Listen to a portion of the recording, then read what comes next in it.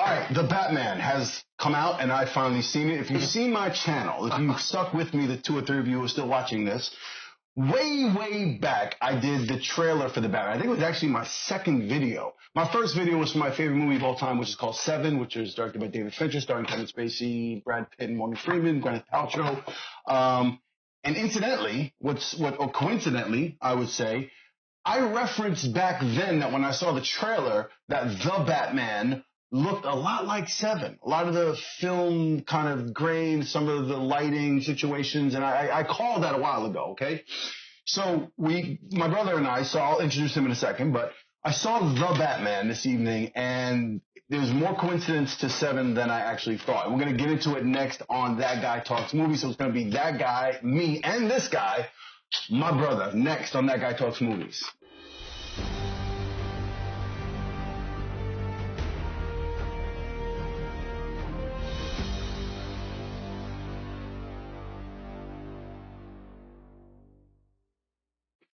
Welcome to That Guy Talks Movies. I am that guy talking movies, and it's been a minute. I haven't been back. I haven't done an episode since January. So for all those who were like, where is this dude at? He said he was going to do more videos, because I remember I did the New Year's Eve video, and I talked about, hey, I'm going to, I've been busy, and I'm working on getting, more content up. And thank you for sticking with me. And I did promise that I was going to do more, but I have just been so overwhelmed. But this I had to talk about. And special guest, this is my brother Courtney, my younger brother Courtney. He's, he saw the movie with me, and his boy Tazaya, our boy Tazaya, who's off camera right now. What's up, Tazaya? Yo. So I said, look, man, we're going to see The Batman. Let's talk about it. This is my first show where I have a guest where we actually just talk. So we're going to get into The Batman right now. Let's get into it. Directed by Matt Reeves, starring Robert Pattinson. Let's get the obvious out of the way. The Robert Pattinson thing. Because I think that was a lot of people thinking when he was first cast, like, is he going to be able to pull this off? What did you think? No. No? You don't think he pulled it off? See, the problem with this movie in particular, as far as Batman goes, we saw a lot of Batman. Right. We saw a lot of Batman. But no Bruce Wayne. But we did not get to see Bruce Wayne at all. We all know the backstory of Bruce Wayne. Right. When we go into a Batman movie, it normally starts off the opening, oh my God, Bruce Wayne's fucking mother and father died, oh! Right. But then you don't see any of that, which is fine, but it's like Batman himself, Bruce Wayne, is a traumatized little boy who's trying to fill in these shoes of a vigilante of Gotham, and it's just... Yeah, they steered away from backstory and origins in this. So we didn't see him making any tools or becoming Batman. They just thrust us into him as Batman. Yeah, he's Batman. I didn't have a problem with the suit and Robert Pattinson pulling off what he pulled off. But to your point, there was no Bruce Wayne in this movie. No. So there was no that contrast of personality or the disturbed individual trying to be the billionaire guy who's also, moonlighting as a massive vigilante, right? So we missed that whole thing. This was nothing but a dark, brooding, guy, even without the suit and the cowl and everything. He was just walking around angry and pissed off. And it was a dark, dark movie. Very dark. Very dark. Although I think the one funny thing that I mentioned while watching it with you was anytime Batman entered a scene, it was like a scene from fucking wrestling. Like slow motion. You hear the fucking boots rattling. And the artificial Empire theme. Yeah.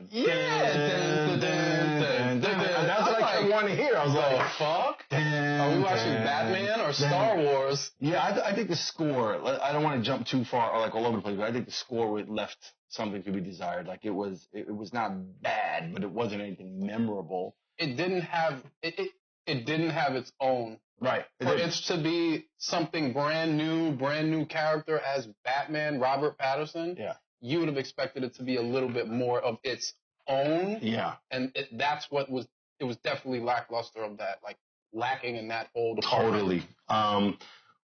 So the movie itself, now that we've got the kind of, the character out of the way and what we think of him, we'll get more to that. But the movie itself, I think the script was the major issue here. right? Oh. So you're dealing with and I think I said this also in my trailer when I talked about the trailer.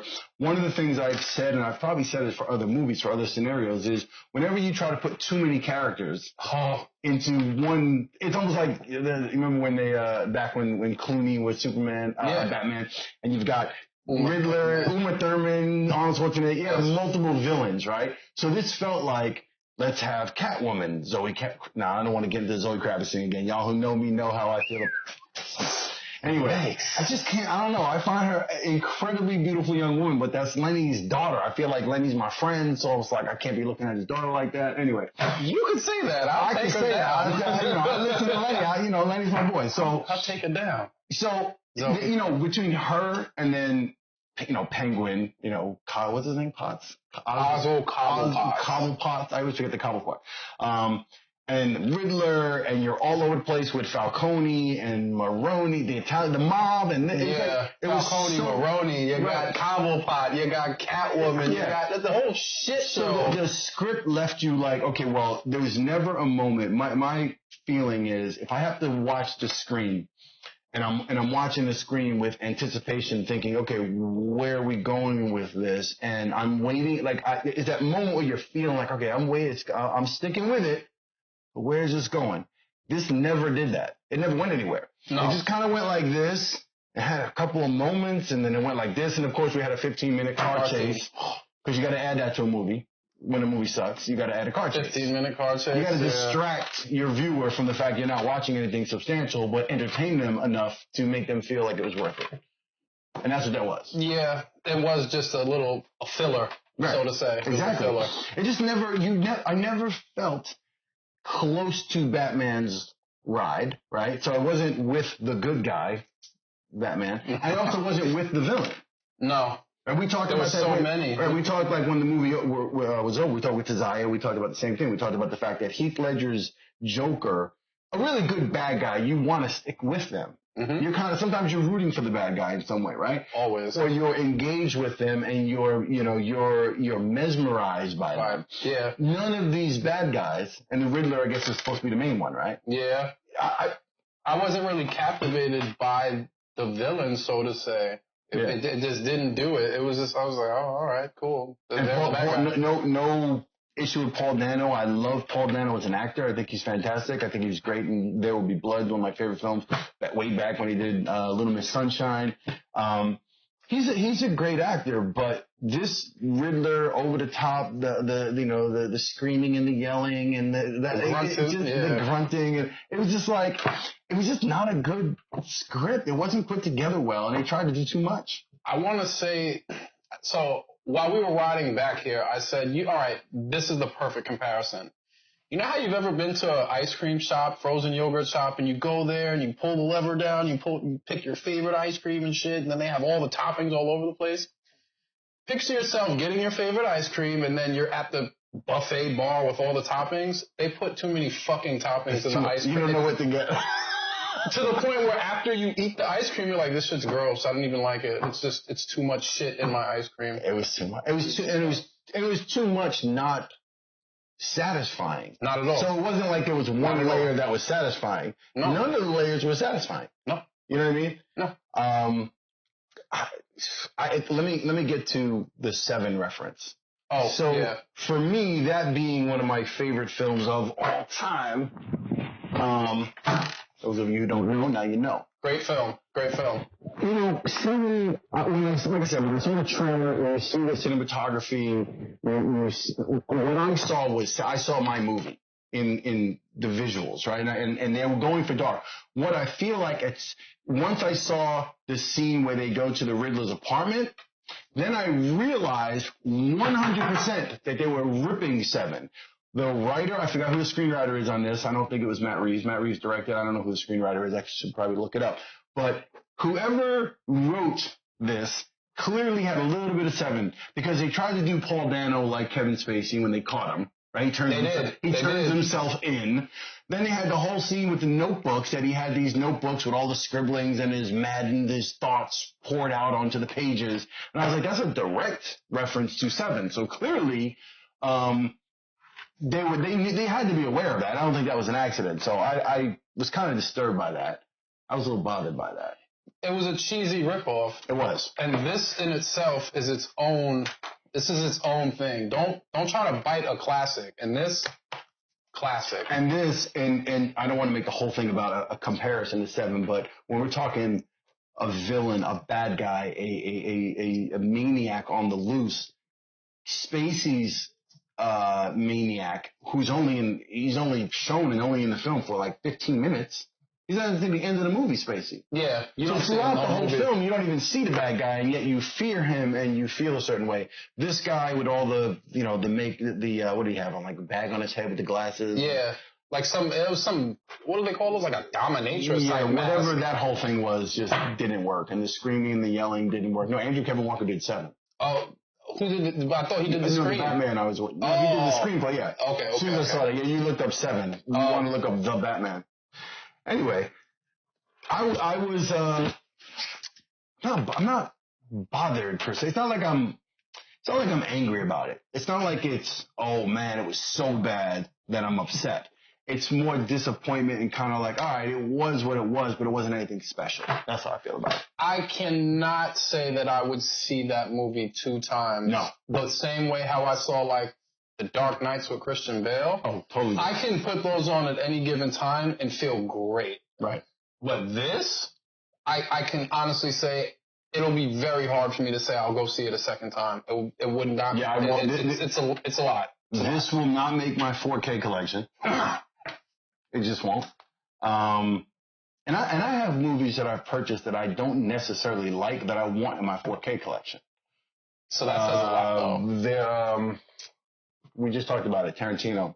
Once Upon a Time in Hollywood. Yeah. Because I'm a Tarantino fan. You have that in 4K? I do, yeah. Once Upon a Time in Hollywood? Immediately. Yeah.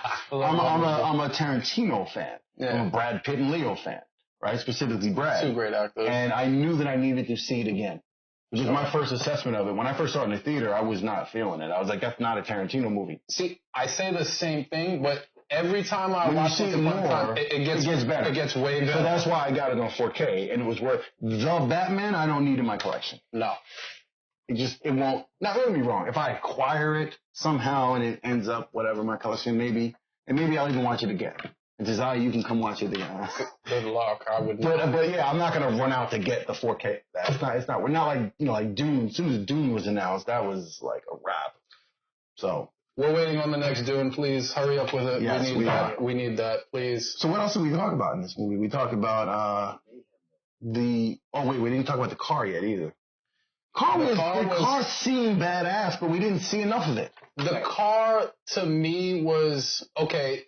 The modern twist on what Batman would be, what his car would be, but at the same time, you don't get the full 360 of the Batmobile. We didn't get any real shots of it. Yeah, no. You only get the front. You get the front. You get the back.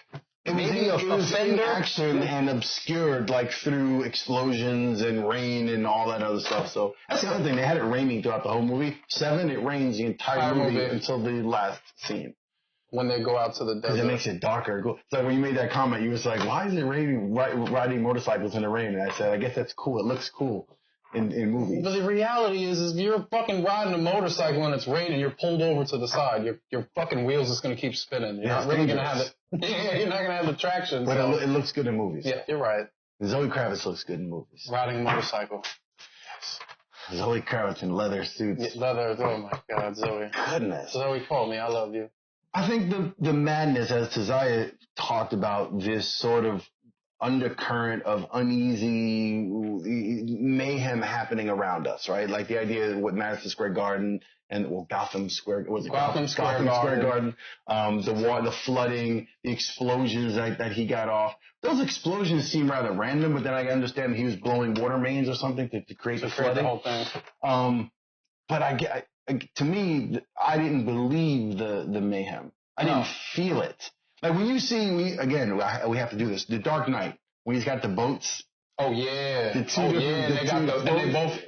civilians and the prisoners, and they got the bombs, and he's just like creating chaos and putting everything into motion. You can feel that. See, but that's what you were talking about. We were not captivated by this Batman, particularly in those scenes. We were not like the bad guys. Right. We were not wondering what's going to happen next and well, who's going to set it. No, we didn't. We didn't kind of care. Just I didn't.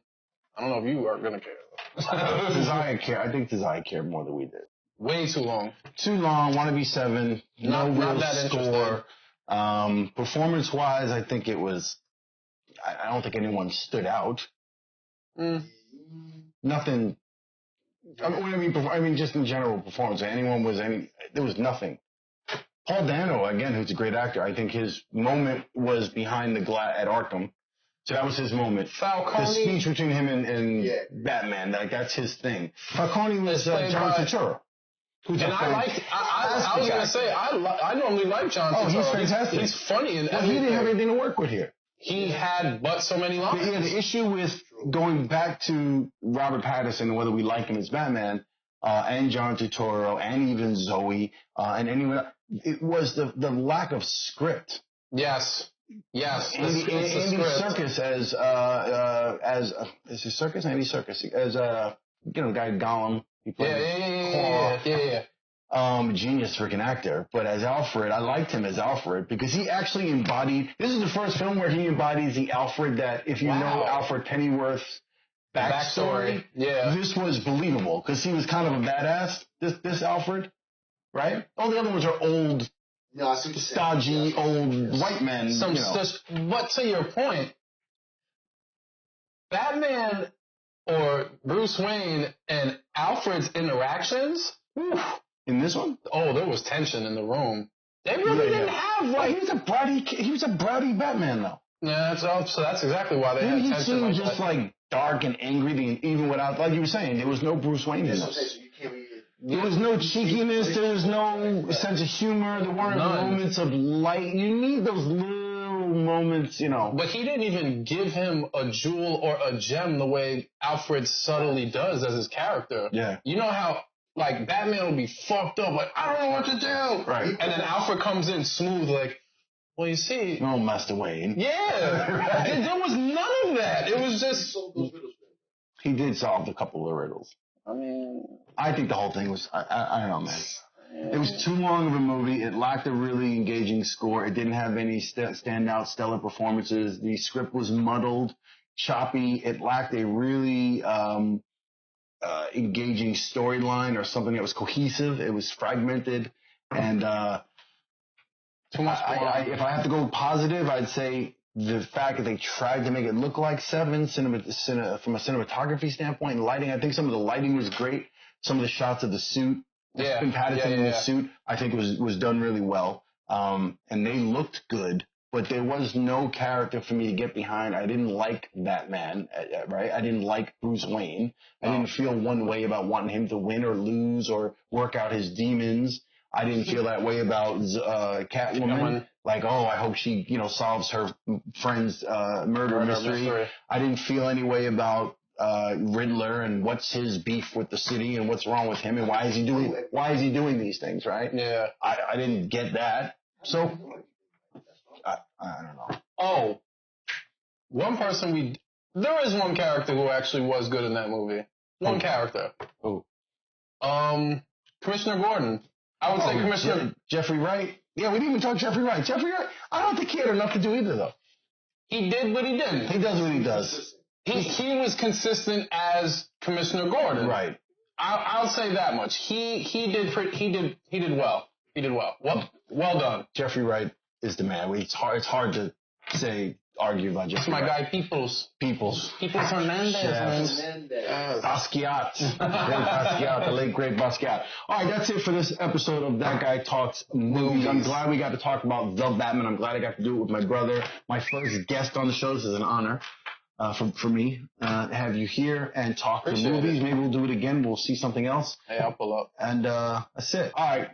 That guy talks movies. This guy talks movies. We talk movies. The Batman. Let me know what you think in the comments below. If you saw The Batman and you thought it was fantastic, let me know what I got wrong. Point out the things to me. Let me know. I want to know. I want to hear from you in the comments below. Hit the like button before you leave. I appreciate y'all, and I'll see you on the next one. Like, comment, subscribe. Get into them. Appreciate that. My bro.